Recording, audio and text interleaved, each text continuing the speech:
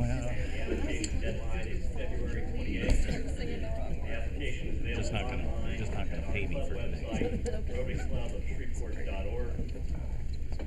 Got a few club changes. Trying to save the club some money, so we got to change to the Rotary Post. And the Rotary Post will no longer be mailed to members. Please make sure Jennifer has your current email address so we can continue to get the Rotary Post out. And if you don't have access to email, copies will be made available to you at the meeting. So for next week's meeting, for this week, I'm not sure if we have next week's Rotary Post, but we're going to try to give it out 1 week in advance so everybody will have advance notice of who's going to be speaking to the club. Also, we've had a cost increase here at the Holiday Inn. So beginning next week, please be prepared to pay $13. So we're going up $2 for lunch next week. One final announcement is from Sarah Collier. Her husband is doing better, doing well. Had both a kidney transplant and a heart transplant. But he's doing much better, we understand. Have an announcement from Jeff Prator about membership.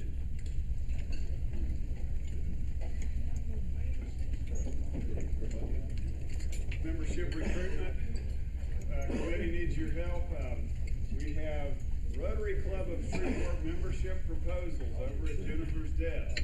We are looking for a few good men and women to recruit for Rotary Club. On the application, we're looking for owners, partners, officers, or managers. So you all know great people. The forms are over there, and we need some motivation. So I appreciate that. We're in the midst of a recruitment drive, and we have had some success with submitting names, so we appreciate that. But keep up the good work, and the applications are at Jennifer's desk. Thank you. Thanks, Jeff. Now, also skipped our club secretary treasurer, so we need to make sure we introduce our guests. Carol Barnes. It looks like we have one guest today that is registered, and that Bill behind you. I do. I have my guest, my good friend, Dr. Bill Haney Sr.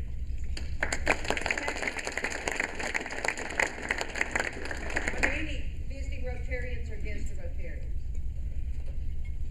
I have two guests with me today. I have Freddie Robinson and Bishop Jones. If there are no others, please silence yourself. Thank you, Carol. I'd like to introduce two past district governors to give us an update on the RI International Convention. Bob and Jane Malloy. Y'all please come to the front.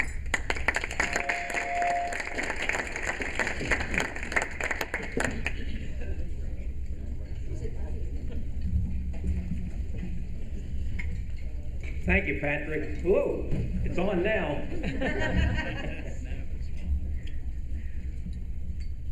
But it's always fun to come to the Shreveport Club. I see so many people that I know, and it's good to just say hi to everybody that I haven't seen for a while.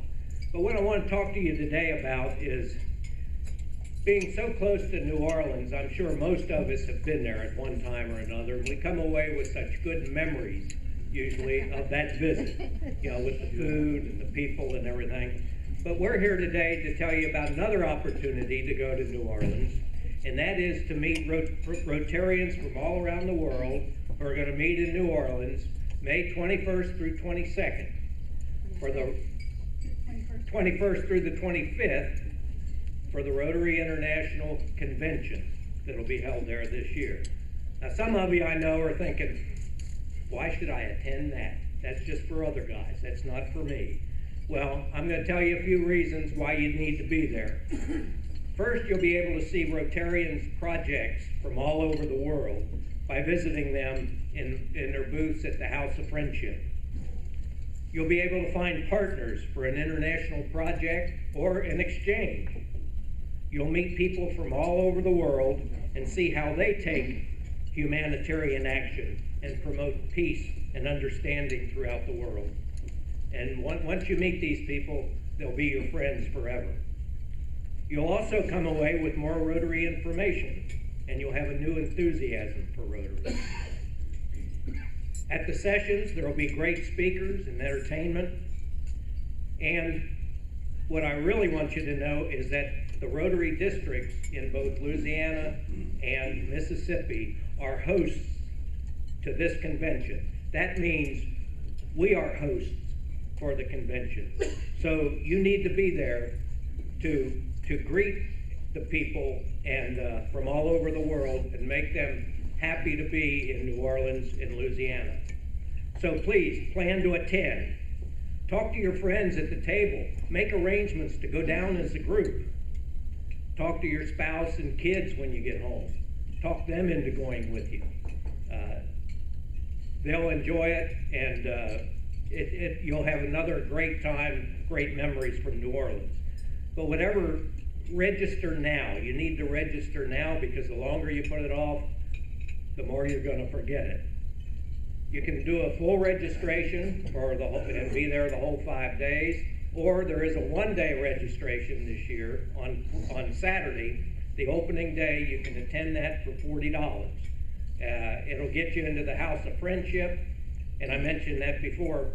The House of Friendship is 37,000 square feet of space in the convention center, and in it will be booths from Rotary International. They'll have information there. The Rotary Fellowships, Rotary Action Groups will all have booths where you can get any kind of information you want to know about any project or anything. There will be 2 stages set up where there will be entertainment throughout the day. There's a youth area, so bring the kids. There's an area for them where Wii's are set up and all of that. And there will be food in the House of Friendship also. And again, register for the convention. If you can't stay the whole time, that's okay. Go on your own time. Make it a long weekend. Go on Saturday and leave on Monday if you have to. But just be there and meet the other Rotarians from around the world and around the U.S.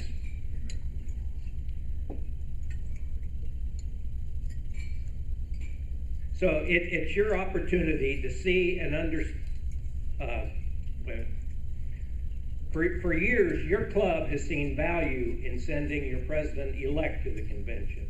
So I would like to invite you to come to a convention and see what that value proposition is. And you'll understand why you send your president-elect to a convention. Another reason, it's not often that a sitting president comes to our district. Well, we're going to have Ray Klingensmith here on April 1st for the foundation banquet. And surely, while Ray's here, Ray's going to say, okay, how many people are registered for the foundation, or for the convention? And he's going to ask you to raise your hand. So we're going to get practice for that today. How many people in your club are registered for the convention? I see Jean over here and Ernest over here. And Guard. Okay, and I know Bruce Wilson is too, so that's 4 people out of 384 members. The 19th largest Rotary Club in the in the world only has 4 people registered. We need to get that number up. Jane and I were in San Diego at the International Assembly last month, and the people from all around the world were telling us how excited they were to come to the convention in New Orleans. So you need to be there and join them. Plus, the last thing I want to leave you with is the fact that this is the last Rotary convention that's going to be in North America until 2017. Then it'll be in Atlanta. So again, plan to attend and see how Rotarians are building communities and building bridges. And Jane's going to tell you a little bit about her introduction to Rotary. I think it's a testimonial. Back in 1986, Bob was a Rotarian. I wasn't, and couldn't have cared less. But on top of that, women weren't admitted to Rotary at the time. My only association was that he did consult me about a contribution to Polio Plus prior to that time.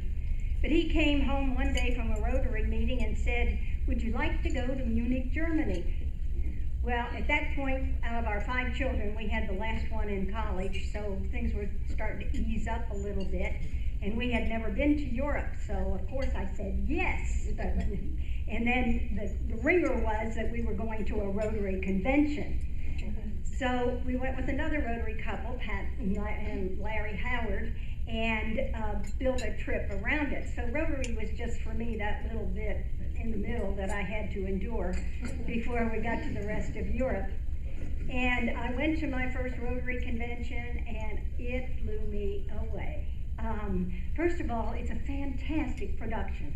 They use professionals, and it's a very professional convention. The entertainment was wonderful, and the speakers and the people. I learned about Rotary. I had listened to what he said when he came home from a meeting, but I really learned about Rotary. And the best part of it is that was the convention where they announced that they were going to bring women into Rotary. So I went home, found myself a new Rotary club, and became a Rotarian. And you know, you've heard this before, there's a difference between being a member of a Rotary club and being a Rotarian. I guarantee you, if you go to a Rotary convention, the Rotary convention in New Orleans, you will come back as a Rotarian. Hope to see you there.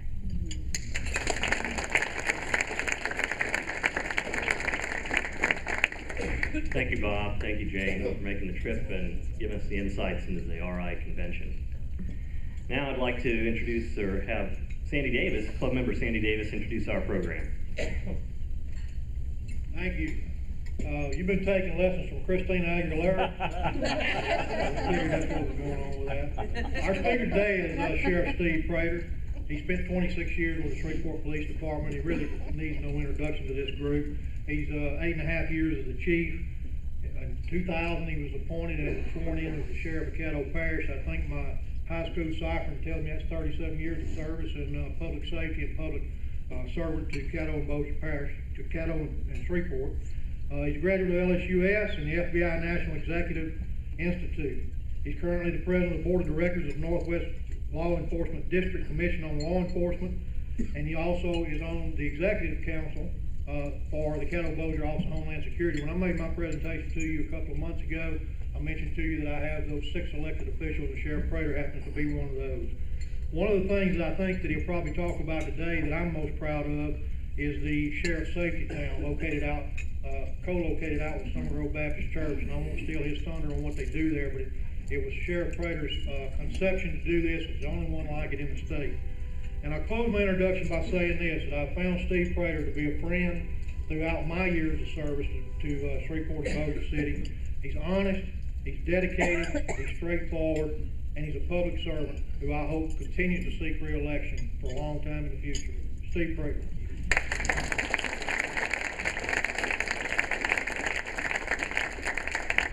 Thank you, Sandy. I'm honored to be here. Thank you for inviting me to come back and speak to you once again. I think I've been here 4 or 5 times. I don't remember, but it's been quite a while. And I did want to encourage you also. It's kind of funny when you're talking about registering that for that convention in New Orleans, and we said, how many of y'all are registered? And only 4 of you. I thought to myself, probably more than that are registered sex offenders in this group.